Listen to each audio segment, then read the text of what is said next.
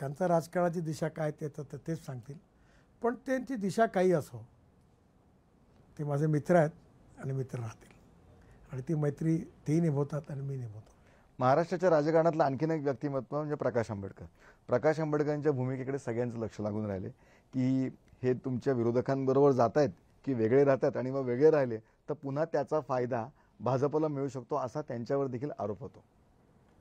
कसं आहे, शेवटी कोणी काय भूमिका घ्यायच्या या त्यांचा पक्ष आणि त्यांचं नेतृत्व ठरवत असतं. मला असं वाटतं की राजकारणामध्ये पण या आरोपात तथ्य आहे का की त्यांच्या भूमिकेमुळे भाजपला फायदा होतो? बघा, प्रत्येक निवडणुकीमध्ये कोण उभं राहतं, कोण किती मतं घेतं, त्याचे एकमेकांना फायदे तोटे होत असतात. पण काळाच्या ओघात ते चालत राहणार आहे. आणि मला विचाराल तर या ठिकाणी नागपुरात त्यांचा जो वोटर आहे त्यातलं बहुसंख्य पुष्कळ वोटर मलाही मत देणार आहे. म्हणजे अल्पसंख्याक आणि दलित समाजात मलाही पण चाहणारे, माझ्यावर प्रेम करणारे आणि मत देणारे भरपूर आहेत. शेवटी प्रत्येकाच्या स्वभावानुसार, कामानुसार त्याचा परिणाम असतो.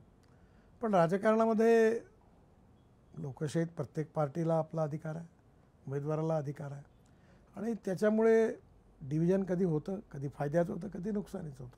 कधी एखाद्या वेळी उत्तर प्रदेशमध्ये मायावती निवडणूक लढवतात तर त्यांनी आमचं वोट घेणाऱ्या उमेदवाराला दिलं तर आमचं नुकसान व्हायचं. हे चालतच असतं. पण हळूहळू आता आपण जातपातीचा विचार न करता परफॉर्मन्सचा, कार्याचा, नेतृत्वाचा आणि नेतृत्वाने केलेल्या कार्याचा ॲनालिसिस करून मग त्या पक्षाचं आणि उमेदवाराचं चयन करणं कधी पण योग्य. पंतप्रधान मोदीजी असं म्हणतात की मी हेडलाईन बघत नाही, मी डेडलाईन बघतो. तसे तुम्ही डेडलाईन बघणारे आहात आणि जरी आता तुम्ही आम्हाला असे मृदू दिसता किंवा भासता